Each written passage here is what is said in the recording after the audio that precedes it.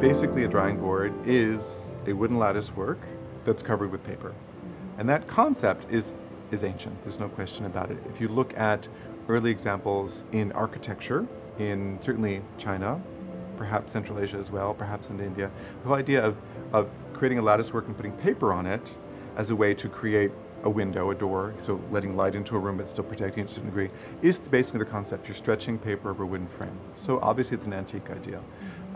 When it becomes something that you start putting art on is not clear, but there are examples in the Song Dynasty. So we're looking at 10th to 12th century in there. There's clearly already developed this idea of putting paintings over wooden latticework and then making the panels that would be hung on walls or set into walls.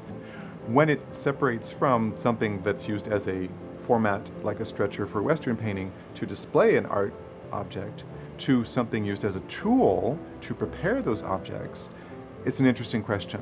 And I don't think anyone can really say when that transition happens, but it's going to be antique because the whole idea of mounting, when it goes from it being a sewn textile to a cut and pasted and lined, as soon as you start getting into that technology of lining, you have to start stretching things and drying them. And that idea of the transition to cut and pasted is happening clearly earliest 8th century probably, 9th century, 10th century, clearly we're into cut and pasted already. Part of why mounting works is because it is a way of adapting different materials to changes in temperature and humidity. Because if you look back in the history of these objects, they weren't obviously in ideal conditions. There was a lot of changes taking place. And so the drying process of using a Karibari is to acclimate different materials. So the whole idea of putting something under tension actually works to balance out those different materials. And by leaving it up under tension over time, knowing that the temperature and humidity isn't going to be perfectly even, there's going to be fluctuations, which causes the painting on the drawing board to expand and contract, expand and contract. And that process of expanding and contracting over time causes the different parts of the mounting to balance out, so that when you take it off, it'll lie flat.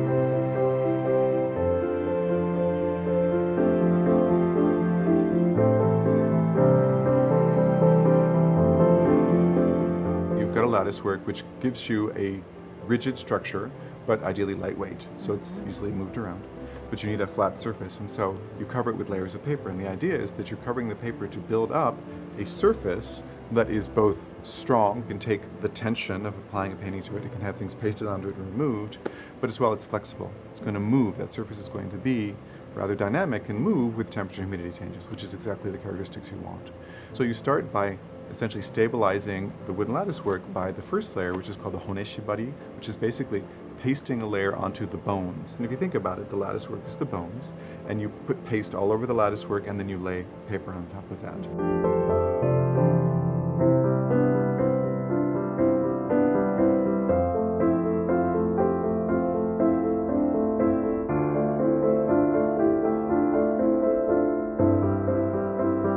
The next layer is what's typically called dobari.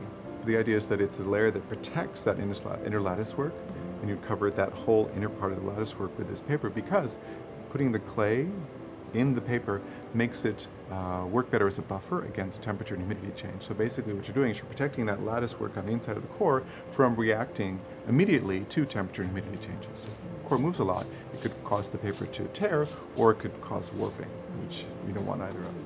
So typically with drawing boards, you just use a more robust paper, mulberry fiber paper or kozo paper. So again, like a sekishu paper, something like that. You cover that, typically turning the grain direction.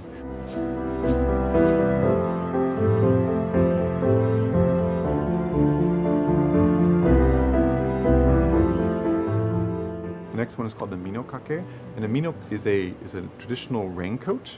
So it's layers of straw that have been layered. So think of like shingles. It's the idea of shingles. And the idea is that you're laying the shingles. The reason you do that is it creates a floating layer, but as well you can get multiple layers rather quickly. So it's a very efficient way of applying layers of paper. Typically you do what's called a sammai mino, which means a 3-layer mino, so that you overlap 3 times. So each sheet of paper has 2 other areas of overlap, so that you're building up 3 layers of paper of float protection over the entire surface.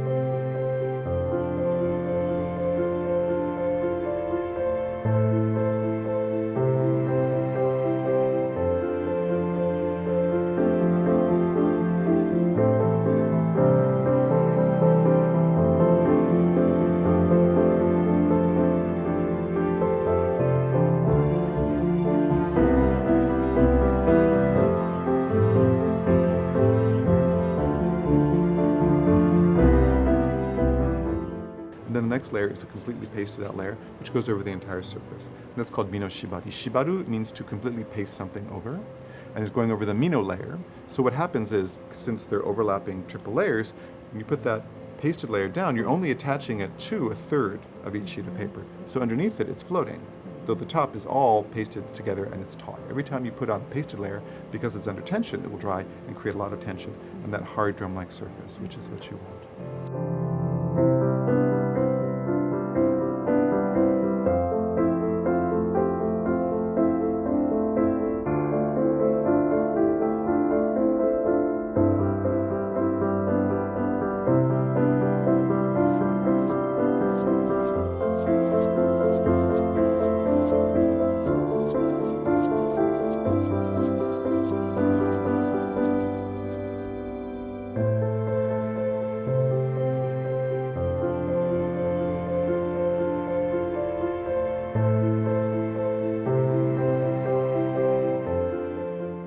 The next layer again is a floating layer, but it's a different way of doing it. It's called kake, uke kake. Typically, some people call it kiyobari. There are lots of different terms, which literally means hanging afloat. And what you do is you cut out pieces of paper, and there are different schools of thought about how big and which direction and such.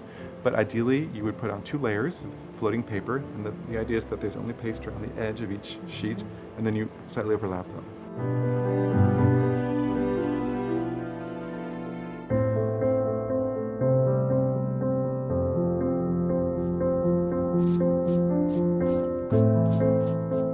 Now, the important thing to say is anything that you do to one side, you have to do the same thing on the other side, so it balances, obviously. And when you do the work, if you're going to be pasting something to one side, you have to immediately flip it over and paste the other side, because any kind of drawing that happens has to happen evenly, or else the object.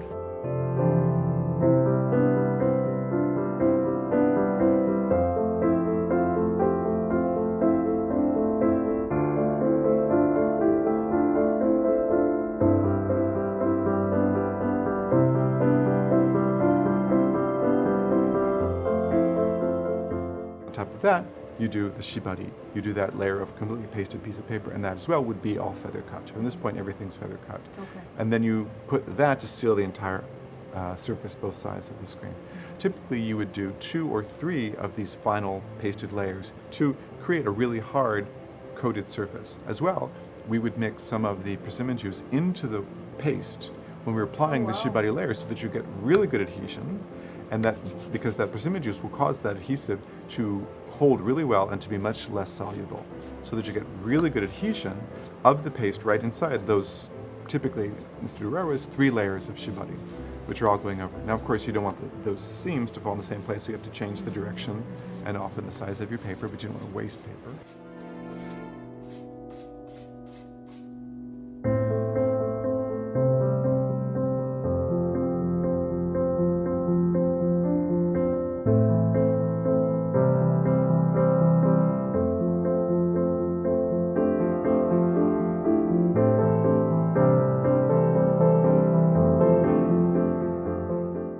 The general thinking is when you're doing any of the layers where you're just simply adding lines of paste, that lined paste, this what do I want to say, edges, would be a thicker paste typically. So the honeshiba, the first layer, you're going to use a rather thick paste on top of the wood, because you're putting paper to wood, and that's not a very good adhesion there, so you want to use a stronger paste.